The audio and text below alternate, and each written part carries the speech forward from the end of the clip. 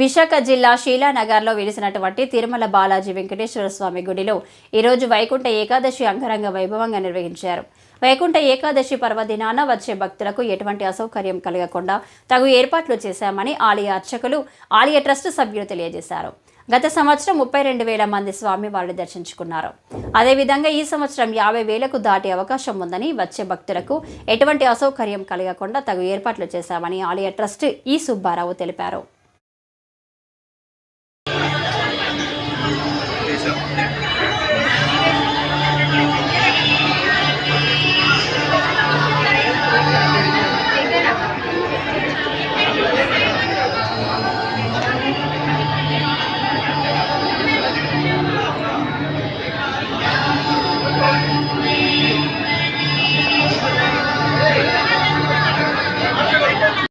క్షేత్రం అని 2023 మే 31న విగ్రహ ప్రతిష్ఠ జరిగింది.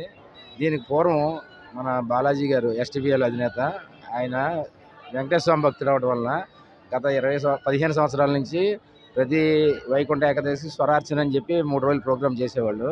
ఆయన కళ ఎప్పటికైనా గుడి కట్టాలని ఆయన ఇక్కడ గుడి కట్టుతూ మాకందరికీ ఇక్కడ ట్రస్టీలు గారు ఈ సేవలు చేసుకునే భాగ్యం మాకందరికీ కల్పించారు.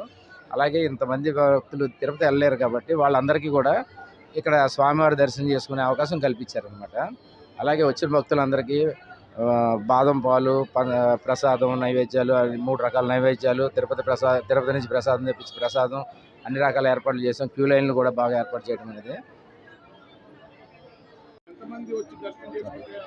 గత సంవత్సరం వైకుంఠ ఏకాదశికి 32,000 మంది వచ్చారు. ఈ సంవత్సరం అంతకంటే పెరుగుతారని మా అంచనా అనమాట. దానికి తగ్గ ఏర్పాట్లు చేసాను. పోలీసు వారు కూడా వాళ్ళ సహకారం అందిస్తున్నారు. ప్రసాదం పంపిణీ చేస్తున్నాం అనమాట అండి. అది సేవకులు కూడా 400 మంది సేవకులు ఉండి ఇవాళ సేవ చేస్తున్నారండి. వెంకటాచలాధీశం శ్రీయాధ్యాసిత వక్షసం శ్రితచేతన మందారం శ్రీనివాసమహం భజే.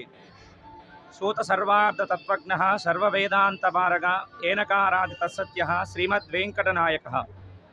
ఈరోజు అత్యంత విశిష్టమైనటువంటి రోజు. శ్రీ మహావిష్ణువు ముక్కోటి దేవతలకి కూడా ఈ యొక్క పుష్యమాసంలో వచ్చేటువంటి శుక్లపక్షంలో ఏకాదశి నాడు ముక్కోటి ఏకాదశిగా పిలుస్తూ దాదాపుగా 3 కోట్ల మంది దేవతలు శ్రీ మహావిష్ణువుని వైకుంఠ ద్వారం నుంచి దర్శించి స్వామివారి యొక్క పరిపూర్ణమైనటువంటి అనుగ్రహాన్ని పొందుతారు. కాబట్టి ఈ రోజున ముక్కోటి ఏకాదశిగా పిలువబడుతుంది. అంతేకాకుండా భక్తుల యొక్క మనోభావాలన్నిటినీ కూడా ఆయన తీసుకుని వారికి ఉండేటువంటి కోరికలన్నీ కూడా తీరుస్తూ శ్రీ తిరుమల బాలాజీ దివ్యక్షేత్రంలో కలో వెంకటనాయక అన్నట్టు కలియుగంలో వెంకటేశ్వర స్వామిగా అవతరించి స్వామివారి పాదుకలు, శంఖము, చక్రముతో అందరినీ కూడా వారి పాప భూయిష్టాన్నంతటినీ కూడా తొలగించి గోవింద అనేటువంటి నామాంతో స్వామివారి పరిపూర్ణమైనటువంటి ఆయన అనుగ్రహాన్ని ఈ శ్రీ తిరుమల బాలాజీ దివ్యక్షేత్రంలో విరాజిల్లుతూ స్వామివారి యొక్క కోరికలన్నింటినీ కూడా తీరుస్తూ ఉన్నాడు ఈ శ్రీనివాసుడు. ఇటువంటి శ్రీనివాసుని ఈరోజు అత్యంత పవిత్రమైనటువంటి రోజుగా భావించి శ్రీ ముక్కోటి ఏకాదశి నాడు స్వామివారి యొక్క పరిపూర్ణమైనటువంటి అనుగ్రహాన్ని భక్తులందరూ కూడా తీసుకుని స్వామివారి యొక్క దర్శించి ఆయన యొక్క ఆశీస్సులన్నీ కూడా పొంది శ్రీ తిరుమల బాలాజీ దివ్యక్షేత్రం యొక్క విశిష్టమైనటువంటి స్వామివారి అనుగ్రహాన్ని పొందవలసిందిగా మనవి చేస్తూ ఉన్నాం. ఓం నమో వెంకటేశాయ.